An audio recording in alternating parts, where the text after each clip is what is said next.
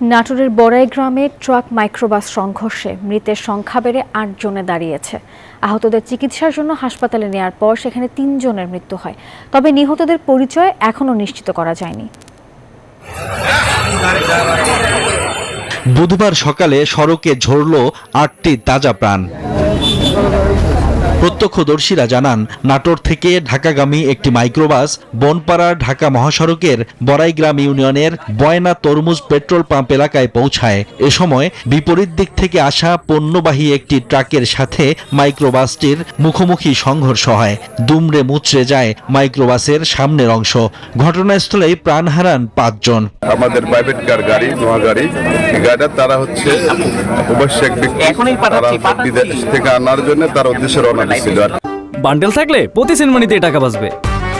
বিকাশ send money bundle কিনে জিতুন প্রতি লেনদেনে। পরে ঘটনাস্থলে পৌঁছে মরদেহগুলো উদ্ধার করে ফায়ার সার্ভিস ও পুলিশ। এ সময় আহত ৩ জনকে উদ্ধার করে হাসপাতালে পাঠানো হয়। পরে চিকিৎসাধীন অবস্থায় প্রাণ হারান ৩ জনই।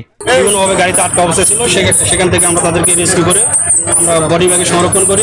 মাইক্রোবাস এবং ঢাকা থেকে ফেরত একটি ট্রাক দুটোর মুখোমুখি সংঘর্ষে এই দুর্ঘটনাটি ঘটে এবং ঘটনাস্থলেই ৫ জন ব্যক্তি মারা যান, যাদের মধ্যে ৫ জন ছিলেন নারী আর হসপিটালে একজন মারা যান যিনি ছিলেন পুরুষ। আহতদের অবস্থাও আশঙ্কাজনক বলে জানা গেছে। Desk report, news 24।